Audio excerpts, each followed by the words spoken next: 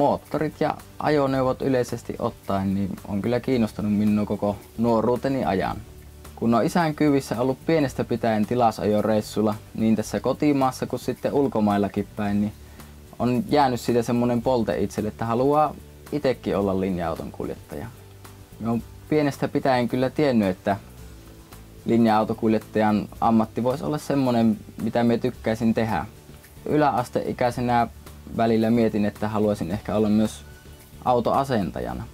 Veli ja isä perusti vuonna 2009 linja-autoalan yrityksen Kiten Liikennepalvelu Oyn. Ja silloin minä päätin, että mekin haluan olla siinä ajamassa linja-autoa. Ja se ratkaisi sitten sen, että hakeuduin ammattiopistoon Joensuuhun opiskelemaan logistiikan alaa. Logistiikka-alan koulutus kesti 3 vuotta. Ensin käyttiin henkilöautokortti, sitten käyttiin kuorma-autokortti ja sen jälkeen piti päättää, että haluaako erikoistua linja-autopuolelle vai yhdistelmäpuolelle. No, mie päätin mennä sitten linja-autopuolelle, koska tarvitsin sitä korttia enemmän. 3.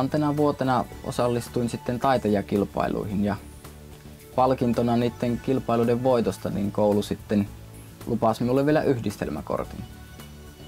Ja nyt tässä tilaisuudessa niin hänelle tullaan luovuttamaan tämmöinen kunniataulu taitajakilpailujen 2015 korkeimmasta pistemäärästä. Eli koulun kautta mies sain PE, CE, DE-kortin. Se antaa sitten valmiudet toimia monenlaisissa eri työtehtävissä. Tämän logistiikan opintojen rahallinen hyöty on todella suuri. Että jos nämä ajokortit kävisi tuolla siviilielämässä ja sen lisäksi istus vielä ammattipätevyystunneilla monta 100 tuntia koulun penkissä, niin se maksaisi suuren summan.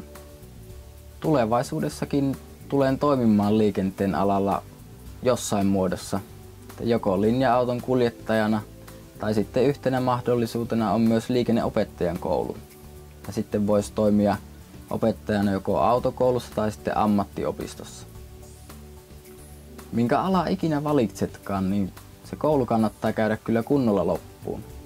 Kun yrittää parhaansa ja tekee kaikki asiat niin hyvin kuin suinkaan vaan osaa, niin siitä koulussa saapi paljon suuremman hyödyn irti ja on paljon valmiimpi sitten työelämään.